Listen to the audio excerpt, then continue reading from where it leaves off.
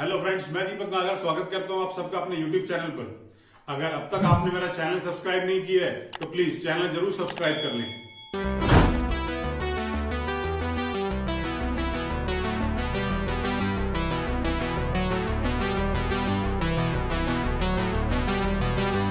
आइए question number 2 भी देखेंगे। टॉपिक का नाम है accounting equation, DK Goyal class 11th की बुक में से। हमसे क्वेश्चन में बोला गया है कि अकाउंटिंग इक्वेशन प्रिपेयर करो और साथ में बैलेंस शीट भी प्रेजेंट करो। आइए क्वेश्चन मैंने बोर्ड पर लिखा हुआ है, मिलकर स्टार्ट करते हैं। Started business with cash 1,20,000। 1,20,000 रुपए लगा करके उसने बिजनेस स्टार्ट किया है। इसका क्या फर्क पड़ेगा? इसका पहला फर्क पड़ेगा हमारे कैश के बैलेंस पर। भाई कैश 1,20,000 रुपए से बढ़ जाएगा और इतने ही अमाउंट से हमारी यहां पर कैपिटल भी बढ़ जाएगी। तो 1,20,000 रुपए से मैंने कैपिटल भी इंक्रीज कर ली। आइए सेकंड एडजस्टमेंट देखते हैं। Purchase a typewriter with cash for 8,000 for office use. हमने टाइपराइटर परचेज करा है। टाइपराइटर हमारे लिए एसेट है, तो इसका एक अलग से हेड बनाना पड़ेगा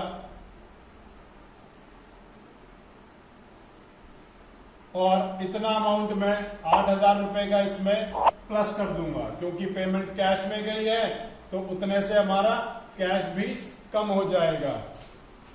आइए इनका टोटल करके नीचे ले आते हैं। 1,20,000 और यहां पर इन बीन का टोटल कर लेते हैं 1,12,000 और 8,000 टाइपराइटर वाले। Purchase goods for 50,000 for cash. 50,000 रुपए का हमने गुड्स को परचेज कर लिया है कैश में।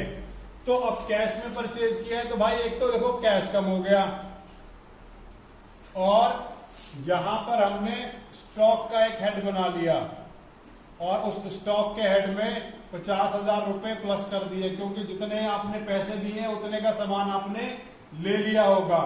आइए इसका टोटल कर लेते हैं। 62,000 प्लस 8,000 प्लस 5,000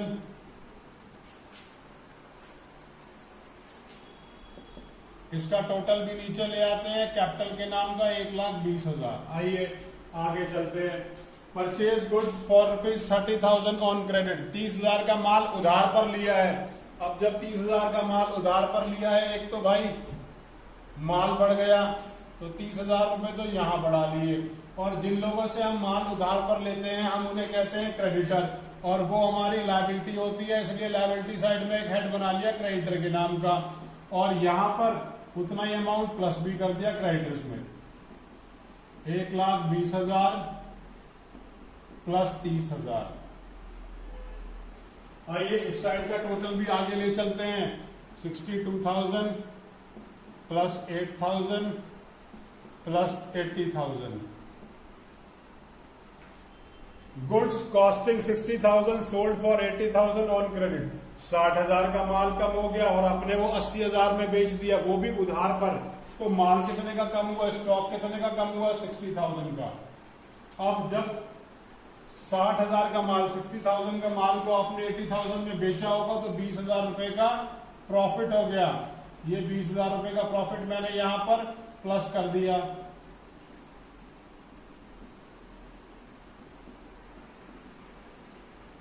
अब जिसे हम माल उधार पर बेचते हैं उसे हम लोग कहते हैं डेटर, और डेटर के हेड में 80,000 रुपीज प्लस कर देते हैं। टोटल अगली लाइन में ले आते हैं।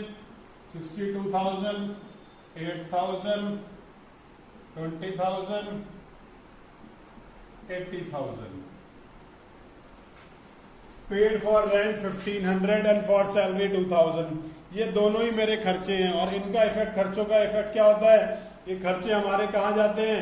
हाँ जी, कैश में से कम हो जाते हैं और कैपिटल में से भी कम हो जाते हैं। तो 1,500 यहां लेस कर दिया और 2,000 मैंने यहां लेस कर दिया। दोनों फिगर 1,500 की यहां लेस कर दी और भाई 2,000 की भी यहां लेस कर दी। 1,30,000 6,500 और यहां पर 30,000। आइए यहां भी टोटल कर लेते हैं। 58,500 प्लस 8,000 प्लस 20,000 प्लस 80,000।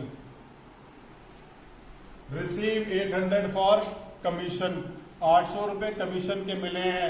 अब जब 800 कमीशन के मिले हैं तो ये हमारे लिए इनकम है और इनकम हमारी यहां प्लस हो जाएगी, कैश में भी और कैपिटल में भी।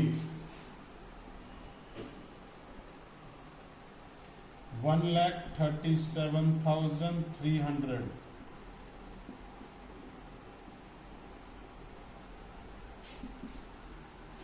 यहां भी टोटल कर लेते हैं।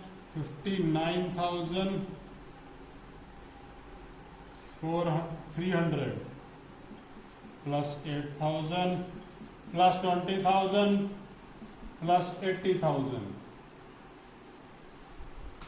Withdraw for private use 5,000 in cash. 5,000 रुपए उसने अपने घर के खर्च के लिए निकाल लिए। अब घर के खर्च के लिए अगर निकाले हैं तो इसका मतलब क्या हो गया? इसका मतलब हो गया जी ड्राइंग। अब ड्राइंग की ट्रीटमेंट कैसे होती है? हाँ जी, कैश भी कम हो जाता है और साथ में कैपिटल भी कम हो जाती है, तो दोनों को ही कम कर देते हैं। 1,32,300 और यहां 30,000। ये 54,300 प्लस 8,000 प्लस 20,000 प्लस 80,000। आइए अब मैं आपको इसकी बैलेंस शीट बना करके दिखाता हूं।